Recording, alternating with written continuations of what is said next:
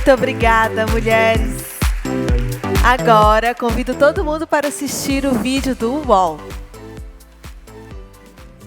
Toda mulher quer olhar para dentro de si e se encontrar. E cada mulher tem o seu caminho. O universo existe para facilitar essa jornada, rompendo barreiras e derrubando fronteiras. Diversidade, maternidade, carreira, beleza, moda, sexo e relacionamento. Conteúdo que, além de informar, quer ser a melhor companhia nessa viagem dentro desse universo. Ou melhor, bem-vinda ao Universa, a plataforma para mulheres que transformam o mundo. E estamos chegando ao nosso último painel do nosso Summit. O título é A Executiva por Trás da Personagem. Mônica Souza foi a inspiração para a criação da Mônica dos quadrinhos, uma das figuras infantis mais importantes do Brasil e que também vem ganhando reconhecimento no exterior. Junto com seu pai, o desenhista Maurício de Souza, Mônica construiu a maior empresa de produção de histórias em quadrinhos do Brasil.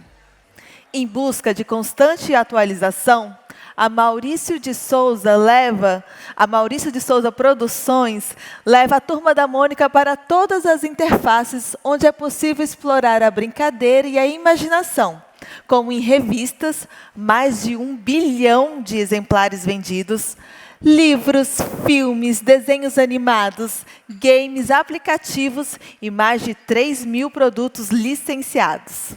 Com vocês, Mônica Souza, diretora executiva da Maurício de Souza Produções. Bem-vinda, Mônica. E para entrevistá-la, eu também chamo ao palco a Adriana Ferreira Silva, jornalista e fundadora da Grená Agência de Criação. Bem-vindas. Olá. Boa tarde a todas as pessoas aqui presentes. Vou fazer rapidamente a minha autodescrição. Meu nome é Adriana Ferreira Silva, eu sou jornalista, mediadora, palestrante, pesquisadora de questões de gêneros interseccionais. Eu sou uma mulher negra, de pele clara, tenho cabelos brancos, grisalhos, que estão hoje na altura do ombro, eles são crespos. Estou usando uma calça preta, uma camisa preta e uma sandália preta. E para as pessoas que nasceram aqui no Brasil, de alguma maneira, todo mundo conhece a Mônica. É impossível não conhecer a Mônica. Eu imagino que todas vocês cresceram com a Mônica. Mas o mais fascinante é que, apesar de todo mundo conhecer a Mônica, pouca gente conhece a Mônica. Então, eu vou passar para ela se autodescrever primeiro, antes de entrar na primeira pergunta. Boa tarde para todo mundo. Meu nome é Mônica Spade Souza. Eu sou uma mulher morena, muito baixinha para o meu gosto, uso salto para compensar. Tenho cabelos pretos, até o ombro, mais ou menos, um pouquinho mais que o ombro. Tenho tendência a ser gordinha, eu acabei de sair de uma dengue, então eu emagreci um pouco. Um pouco não, viu, gente? 6 quilos, é um horror essa dengue. Então, estou um pouco mais magra, mas eu tenho a tendência a ganhar peso muito fácil e gosto muito de comer, não só a Magali, mas eu também gosto. Então é isso, gente, estou honrada de estar aqui com vocês. Mônica, eu disse que é um personagem fascinante, porque todas nós crescemos com você, com a personagem inspirada em você, mas, por outro lado, e ali nos bastidores, antes da gente se encontrar aqui na conversa prévia que a gente teve, eu descobri, eu poderia passar aqui horas conversando com a Mônica e falando sobre a Mônica com vocês, porque ela é uma personagem fascinante para além do que a gente conhece dela, Porque, na verdade, a gente não conhece nada dela, a gente conhece uma projeção do que é a Mônica, E aí, Mônica, nessa conversa que a gente teve, você falou que você vem de um ambiente familiar que te ensinou valores muito importantes, como conviver com pessoas diferentes, autonomia e independência. Queria que você falasse brevemente desse início de convivência com o seu pai, e eu acho que também com a sua mãe, suas irmãs, que moldou a pessoa que você veio a se tornar e também os valores que você acabou levando para a empresa que você dirige hoje. Bom, eu vim de uma família de mulheres fortes. A minha bisavó foi mãe solteira do meu avô, pai do meu pai. Então, aí já começa uma mulher diferente para a época. Depois disso, minha avó, mãe do meu pai, foi enfermeira, começou a trabalhar muito cedo, em função até de precisar, necessidade financeira.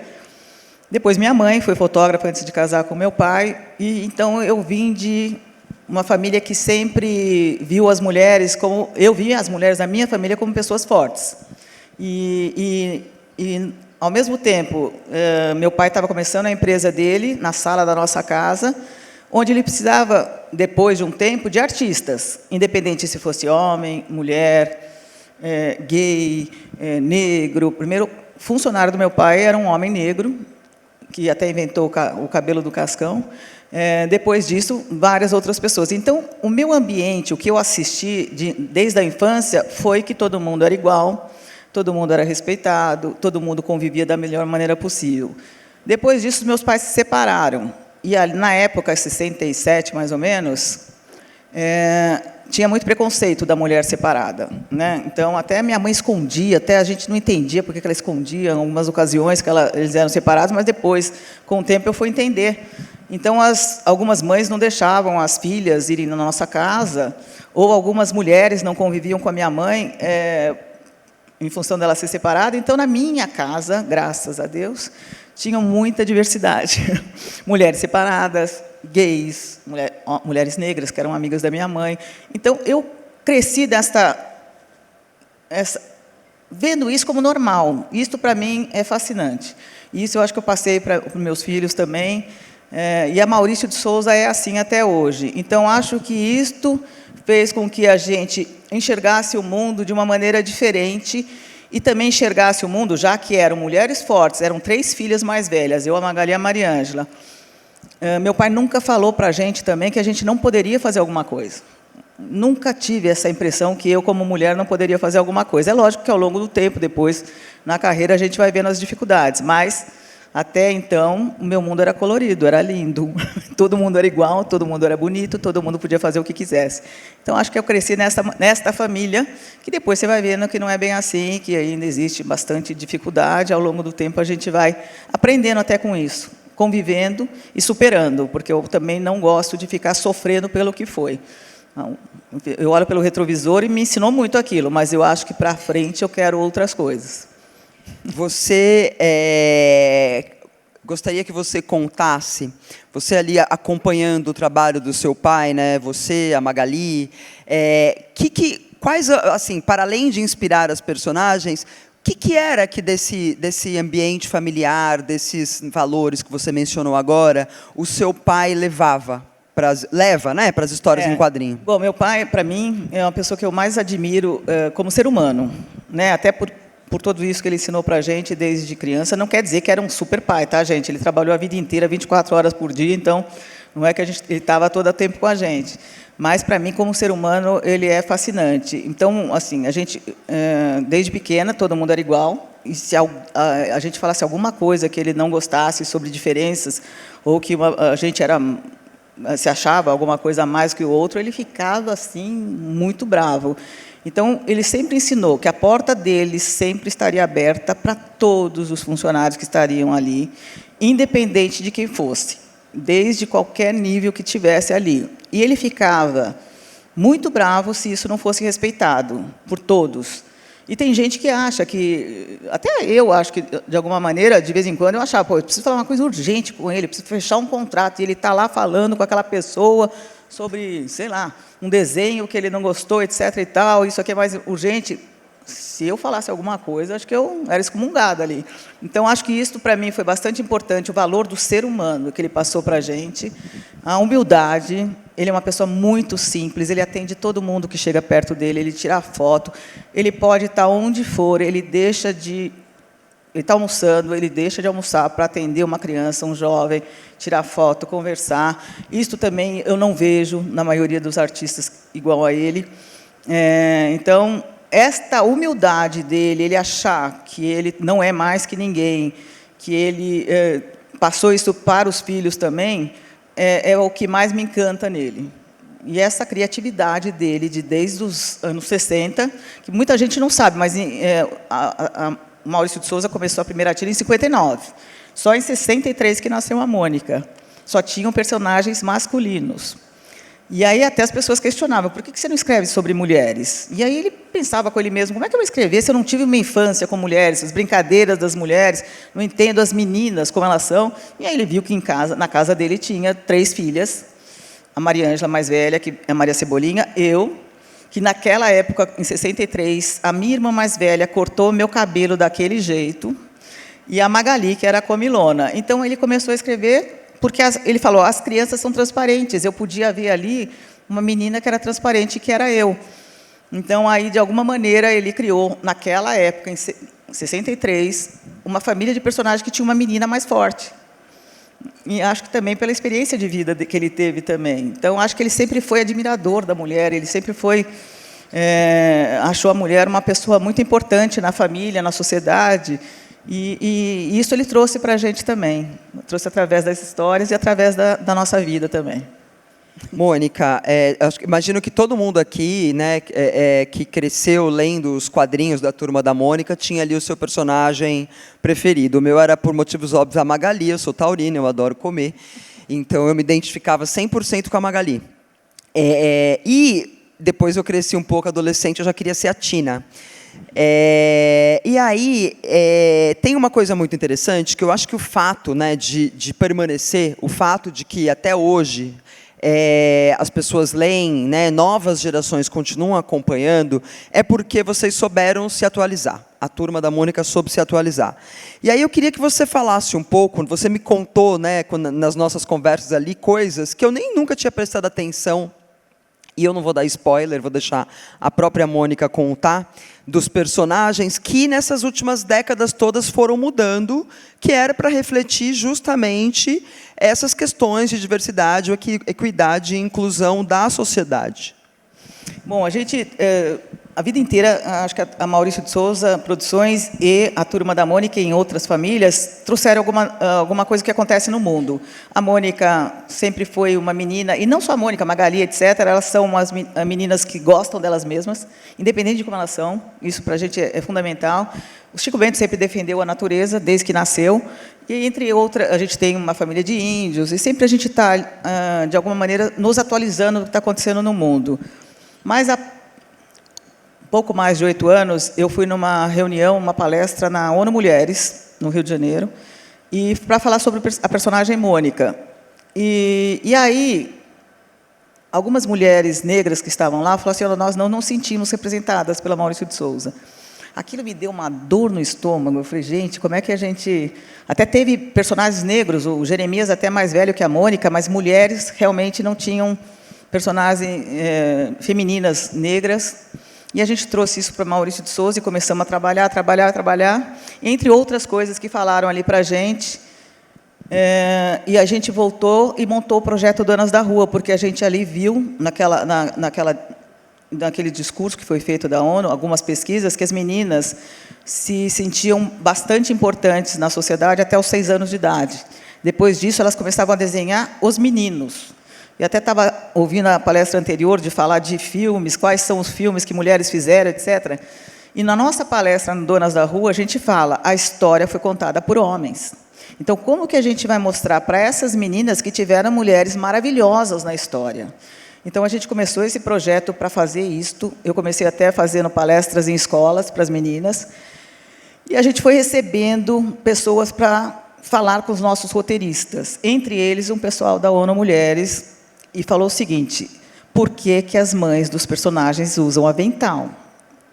Aí eu fico pensando, a mãe dos personagens dos anos 60, elas ficavam mais em casa, não é o que acontece atualmente. E a gente não percebe isso. Então, isso é importante, a gente receber um feedback de fora. E aí a gente fez uma transformação interna com os roteiristas, a gente começou a chamar pessoas, depois para criar a Milena, que é a nossa personagem negra, também mulheres negras, famílias negras, tudo isso. E a gente ficou aí quase 1 ano fazendo esse trabalho, e a gente tirou todos os aventais das mães dos personagens. Outra coisa também que a gente achou bastante importante, que também a gente aprendeu com a ONU Mulheres, de alguma maneira, representar ali naquele ambiente familiar, sem falar nada, não precisa falar nada, mas o Cebolinha chega em casa, é o pai que está cozinhando. O Cascão chega em casa, é o pai que está lavando a louça. Então, coisas sutis que a gente pode transformar e aquela criança vai ver aquilo como natural, como normal. Então, quando ela crescer, ela vai falar, eu vou lavar a louça, eu vou cozinhar, sendo menino, menina, o que ele gostar de fazer, ou ela gostar de fazer. Então, a gente começou também uma transformação interna, desde essa criação dessa personagem negra, dessa família, e não errar a mão. Já tinha uma família de personagens que estava na gaveta do meu pai, porque ele tinha medo de errar. Então, aí a gente trouxe pessoas com bagagem para conversar com a gente. E teve isto foi bastante dolorido dentro da empresa também, porque tinha o medo, né, da gente estar falando errado, estar colocando a mão em lugar que não é nosso, etc. Mas aí eu conversei com uma pessoa que trabalhava na época, que era conselheira também, na Faculdade Zumbi dos Palmares, a Francisca, que eu devo muito a ela. Perguntei para ela, né, eu falei, olha, há muita gente aqui dentro que está com medo de fazer a Milena, de construir essa personagem. Ela falou assim, Mônica, faça, mesmo que vocês errem. Porque uma criança negra, ver uma personagem negra na família de personagens da Turma da Mônica, vai ser tão importante para ela. E para a gente está sendo tão gratificante, desde então, fazer esse trabalho. É dia a dia, é numa embalagem que a gente assistia para ter a Milena. Hoje em dia, eles já pedem a Milena. Então, é dia a dia, a gente vai trabalhando para que esta criança que tem essa identificação com a Turma da Mônica, que gosta de ler, também tem uma identificação com a Milena. E tanto que a boneca da Milena vendeu mais que a da Mônica, até. Então, isto dá certo, a gente pode unir as duas coisas. No começo, a gente insistia para o concessionário, para o fabricante, hoje, eles que pedem. Então, até estava falando de outro assunto aqui que eu ouvi também, sobre as crianças ou pessoas com deficiência. Hoje, nós temos vários personagens com deficiência, né, PCDs, e eles estão pedindo também para que estejam na embalagem. Então, a gente está vendo uma evolução, acho que da humanidade, sobre esses assuntos, e que como vai ser natural isto para as novas gerações, né? Que a gente não precise impor ou pedir alguma coisa assim, que seja natural como tem acontecido nos últimos anos. Então, para a gente é uma grande honra acompanhar o que está acontecendo no mundo e estar falando nisso nas nossas histórias, nos nossos desenhos. A gente tem uma nova família de personagens que tem 2 roteiristas negras no desenho animado. Então, porque tem a Milena, que ela é bastante importante nesse desenho da nova família, que é Vamos Brincar. Então, a gente está trabalhando cada vez mais, até internamente, sobre tudo isso. Para mim é uma delícia, é um crescimento, uma evolução e um aprendizado diário. Como executiva, né, você é uma mulher de personalidade, não diria forte, mas, né, marcante. E não é à toa que seu pai criou a personagem. Mas você teve um desafio de chegar muito jovem, num ambiente executivo, que não era o da criação, né? Porque o da criação, ainda que seja machista também, a gente sabe muito bem, né? Porque não é porque é artista que não é machista, a gente sabe que é, mas você chegou num departamento que era muito machista, né? Queria que você contasse um pouco como é que foi a sua chegada, né, nesse ambiente e as transformações que você teve que viver e fazer. Bom, eu trabalhei primeiro de tudo na lojinha da Mônica, eu era vendedora, comecei ali, era um ambiente que eram mais mulheres até vendedoras, né? Depois disso eu fui para a área comercial da Maurício de Souza, onde só tinha homem. Então eu tinha 2 problemas ali, um só ter homem e o outro eu ser filha do dono. Porque as pessoas estavam achando que eu estava entrando ali ou para pegar o lugar deles ou para falar o que eles faziam de errado. Então eu tive que provar para mim mesma e para eles também que eu tinha a capacidade de estar ali, e eu acreditava que eu tinha, porque na lojinha eu já estava crescendo ali profissionalmente, já estava vendendo mais que todo mundo, já estava pegando ali todas as áreas importantes ali para depois trabalhar na área comercial. Então, foi bastante difícil no começo, eu fui bastante pisoteada, mas nunca passei essa queixa para o meu pai, nem para os diretores da época. Eu queria provar ali. E também não ia ficar, não é meu estilo ficar me queixando, e sim trabalhando para eles me verem de maneira diferente. E aí eu comecei a trabalhar no departamento comercial, recebi um monte de coisa assim, eu vou te passar um contrato enorme, maravilhoso, tal. Aí eu ia ver, o contrato estava para acabar em 2 meses, era uma porcaria de faturamento, tal.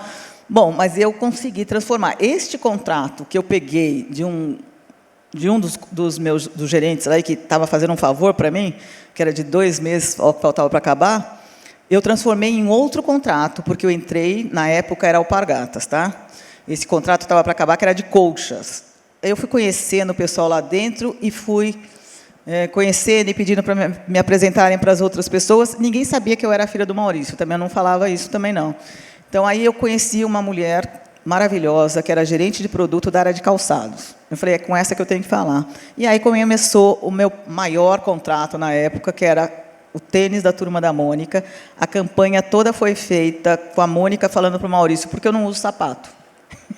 Então, foi uma graça, deu certo, foi assim um contrato que deu muito certo. Esta mulher, não sei se ela está lá ainda ou não, mas esta mulher me fez muito bem, porque eu admirava ela dirigia um departamento, e a gente vai aprendendo com isso. Eu lembro, olha, gente, uma coisa que eu lembro dela é que ela tinha uma filha, e às vezes ela falava que deixava a bolsa na cadeira e ia ver a filha na escola, para não saberem que ela saiu da empresa, para ela, um outro homem, não pegar o lugar dela, porque ela tinha uma filha e tinha menos disponibilidade, eu tinha que ver a filha quando ela estava com algum problema na escola. Então, ela me ensina tanto, essa mulher, porque mesmo com todas essas dificuldades que ela tinha, ela estava lá em cima e estava trabalhando muito bem. Então, acho que começou aí a minha área comercial, com esse grande contrato. Lógico que não foi fácil, né? Foi com bastante dificuldade. E, depois disso, eu acho que fiquei mais forte para mim mesma. As pessoas que trabalhavam comigo começaram a me olhar de maneira diferente. Na época, também, não podia ler contrato. Eu falei, não tem como eu não ler contrato. Eu quero ler contrato, eu quero conhecer tudo. Então, eu também sou uma pessoa que eu vou atrás. O que eu acredito, eu vou. Falo com a pessoa, insisto. Não sou brava no começo, depois eu sou. Depois que eu posso ser, eu sou. Então, a gente sabe até onde a gente pode ir também. Então, acho que é isso, é insistência, perseverança, tudo isso eu fiz no começo da minha carreira, e depois disso, deste primeiro contrato, eu consegui uma outra proeza da Maurício de Souza, que meu pai tinha um contrato com a Sica, na época, que a Sica não deixava a gente fazer nada de produto alimentício, nada. E como foi um primeiro contrato, tal, meu pai até foi muito importante para a Maurício de Souza, porque a Sica fazia 90 comerciais, então, para a gente foi bastante importante, a Mônica passou em tudo quanto é televisão. Meu pai até cedia algumas coisas para a Sica. Aí, quando eu comecei a atender, eu falei, não vai poder ficar assim. Você vai fazer, o teu contrato vai ser o que você tem de produto. O resto você vai liberar, porque a gente vai fazer com outras empresas. E aí eu comecei a atuar muito na área de alimentos. Aí eu fiz chocolate, biscoito, tudo isto, e isto fez aí a Maurício de Souza ter uma representatividade muito boa nessa área. Então, eu fiquei um tempão cuidando dessa área de alimentos e fiz grandes contratos aí, até virar diretora comercial, porque o meu faturamento era maior que todos. Eu atendia a área de alimentos e atendia também uma área de higiene na época. E aí, quando começou ali a ficar par a par, quem ia ficar lá na diretoria, consegui em função até do faturamento que eu levava para a empresa. Com 40 anos, eu virei diretora comercial e hoje eu sou diretora executiva, porque tem outros departamentos que eu também cuido, além do comercial. Mônica, eu me lembro que, eu vou fugir aqui um pouquinho do nosso roteiro, porque você falou de uma mulher que te levou a ter inspirou muito. Exatamente. E eu me lembro que na nossa conversa você disse que tem muitas mulheres na Maurício de Souza, né? Tem muitas mulheres mesmo. Eu estava falando agora com a Cláudia, que trabalha comigo, marketing. Eu falei assim, a gente tem, sei lá, a gente não pode... Eu, como mulher, eu contrato mais mulher. Então, às vezes, a gente tem que tomar até cuidado com isso, porque é importante... E a cota para homens, né? É importante também ter a diferença, os pensamentos, tal, né? Eu acho que é importante também, mas eu tenho muito mais mulher no meu departamento comercial. Então, no meu andar, tem mais mulheres também. Na área digital, na área do designer, na área comercial. Áreas anteriormente só por homens. Eu acho que já teve, assim, eu vejo assim, o meu andar ali, a diversidade é enorme, em todos os sentidos. Mas é muito importante isso, né? Eu sei que estamos aqui a maioria em mulheres, mas essa lógica de uma mulher puxar outra, ela é realmente, na prática, ela realmente... Então, e como é importante a gente também, sem querer, assim, sem pensar muito, você vai procurar uma empresa para trabalhar, procure uma empresa de uma mulher, né? Vamos ajudar uma outra, vamos... Sabe, é lógico que tem que ter qualidade, tem que ter profissionalismo, tudo isso eu sou super a favor. Mas se tiver 2 para você escolher, se você puder ajudar uma empresa de uma mulher, que com ela é muito mais pesado tudo para começar uma empresa, ela não tem a bagagem que um homem teve, né? Não teve a infância de meninas e meninos, a diferença da infância até para ela ser uma empresária de sucesso. Então, acho que, de alguma maneira, se a gente puder fazer isso, não só as mulheres, mas homens, né? Qualquer empresário, de ajudar essas empresas de mulheres, né? De ajudar e fortalecer e buscar, às vezes, sem querer, você não repara nisso, né? O que você pode fazer para melhorar a situação do outro que está do seu lado, né?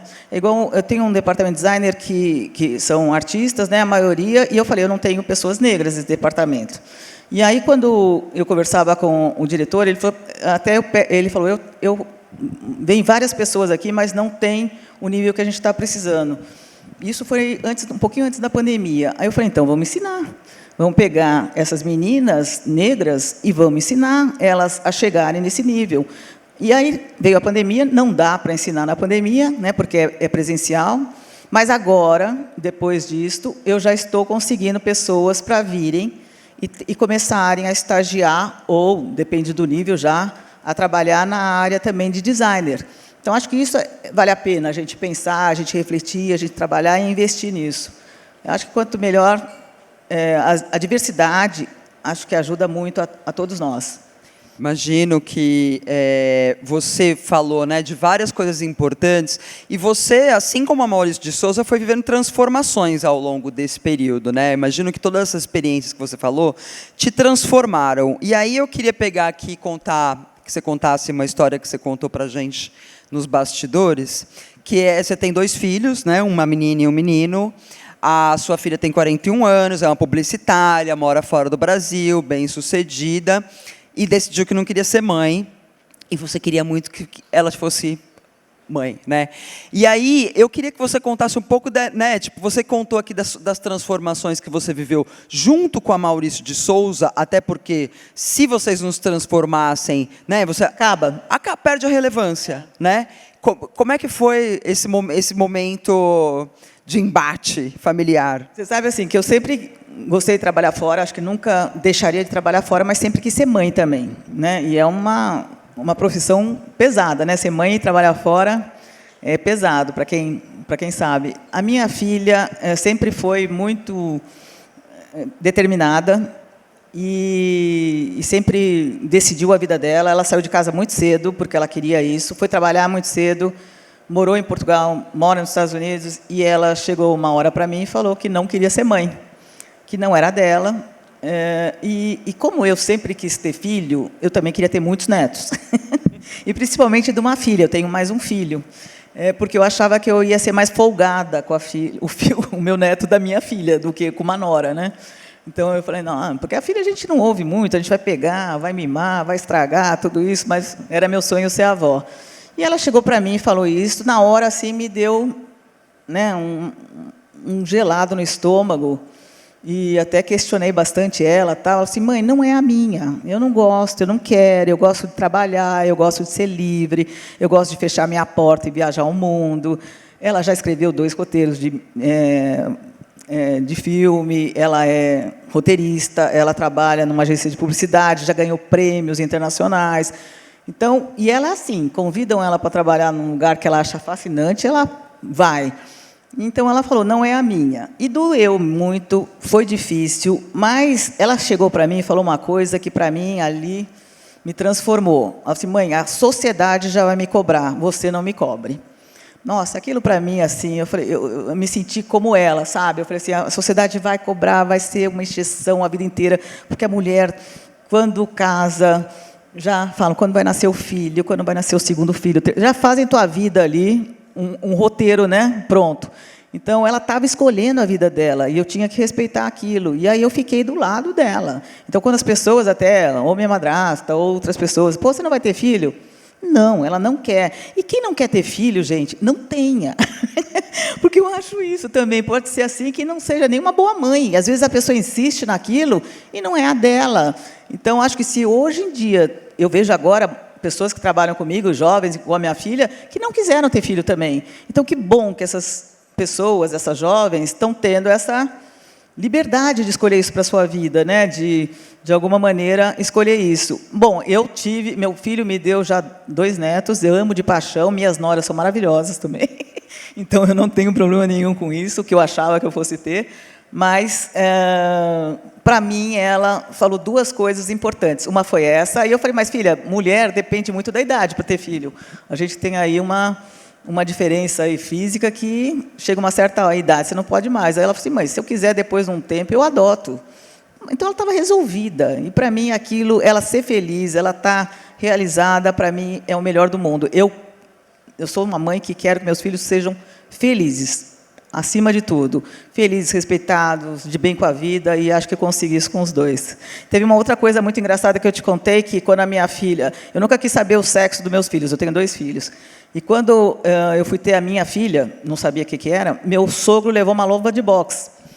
E ele levou embora quando ela nasceu. Eu fiquei indignada com aquilo. Eu falei, ué, por que ele levou embora? Bom, ele teve mais 3 netos homens. Nesse momento já começou a crise familiar, né? Nossa, eu fiquei indignada. Eu falei, né? Como é que o cara leva uma luva de boxe embora? Pô, ele trouxe para ela e não deu? Aí eu fiquei indignada com aquilo. Começou mesmo o conflito familiar ali, vendo que ele era um machista, que eu não conhecia ainda daquele jeito. Aí ele teve mais 3 netos homens, meu filho e mais 2. Nenhum lutou boxe, nenhum fez nada. A minha filha fez esgrima, fez boxe, fez tudo isso. Então, até eu gostaria que ele estivesse vivo para ver isso, todos os prêmios que ela teve, a realização que ela faz e tudo isso. Então, eu só tenho orgulho dela, adoro falar com ela. Brigamos pra caramba, porque pensamos um monte de coisa diferente, mas isso faz aí a nossa família ser o que é. As nossas diferenças e o nosso respeito às nossas diferenças. Então, acho que é isso aí. Agora, nós estamos aqui num ambiente que tem muitos jornalistas, que eu sei, a gente quer sair daqui com furo. Então, por favor, nós gostaríamos de saber quais são os próximos passos da Maurício de Souza, com spoilers. Bom, a gente está aí investindo bastante no audiovisual, né, na criação de conteúdo, que é bastante importante. A parte também do digital é bastante importante. A gente criou uma família quando a Mônica, o personagem, fez 50 anos, que é a Mônica Toy, e a gente fez isso para o YouTube, que é uma versão pequenininha de desenho animado, para o mundo inteiro. Então, ela não tem fala, ela não tem dublagem, nada disso. A Maurício de Souza continua investindo em conteúdo. O nosso forte é esse. Novos personagens aí sempre estão aparecendo. A última foi agora a Sueli, que é uma personagem que é surda, né? Então, aí a gente até fez para uma Olimpíada dos Surdos, que a gente nem sabia que elas não entram, os surdos não entram nas outras Olimpíadas de PCDs. Então, aí a gente fez meu pai ficou sensibilizado com a história e criou essa personagem. Então, acho que o nosso objetivo sempre é criar mais personagens e criar muito conteúdo, né? A gente tem agora várias famílias de personagens da Mônica, que é o Vamos Brincar, que foi lançado há pouco tempo, que é mostrando a importância da criança brincar, entre crianças também. Essa sociabilização da criança é bastante importante. E tudo levando em conta a nossa origem, porque a Mônica nasceu com 3 anos, então esta Vamos Brincar, os personagens têm 3 a 4 anos, e nesta fase, se a criança é um pouco mais agressiva, ela bate mesmo ou ela morde. Eu até aprendi isso com a minha filha, porque eu achei que não existia uma criança igual a Mônica, e eu falava isso para meu pai até pagar com a língua e ter minha filha que mordia todo mundo. Então, a gente fez essa família de personagens que mostra que quando a Mônica vai um pouco mais violenta, e como o meu pai escrevia no início, as crianças deixam de brincar com ela. Então, ela aprende nisso também, né? A Magali é a mesma coisa, fica comendo a comida de todo mundo, até o pessoal também não querer mais fazer um piquenique com ela. Então, acho que essa sociabilização é bastante importante. Então, o nosso conteúdo sempre tem essa preocupação com o que acontece, a importância do que a criança faz, fora esses projetos todos sociais que a gente vem fazendo, com o Unicef, ONU Mulheres, entre outros. Então, a gente sempre está trabalhando de maneira que a gente saiba o que está acontecendo. O Chico Bento é o nosso embaixador da WWF também, sempre defendendo a natureza. Agora teve a hora de apagar a luz, a gente fez uma camiseta toda preta e que, quando apagasse a luz, ela ficava brilhando. Então, a gente fez aí um trabalho para isso, mostrando através do Chico Bento. Vai ter o filme do Chico Bento, que eu já assisti, a coisa mais legal do mundo. Eles estão bárbaros. E aí, bem-vindo, né? Cada vez mais novidade, mais filme. E a gente aí querendo internacionalizar a nossa marca, né? Cada vez mais. Muito bom. Gente, eu primeiramente queria agradecer muitíssimo a Mônica. Foi uma honra, um prazer conhecê-la pessoalmente, conversar com você e descobrir a Mônica por trás do personagem. Quero agradecer ao Women to Watch, em especial a Regina, pelo convite, por fazer essa entrevista. Foi realmente incrível. E, obviamente, a todas e todos aqui presentes, muito obrigado. Obrigada, gente.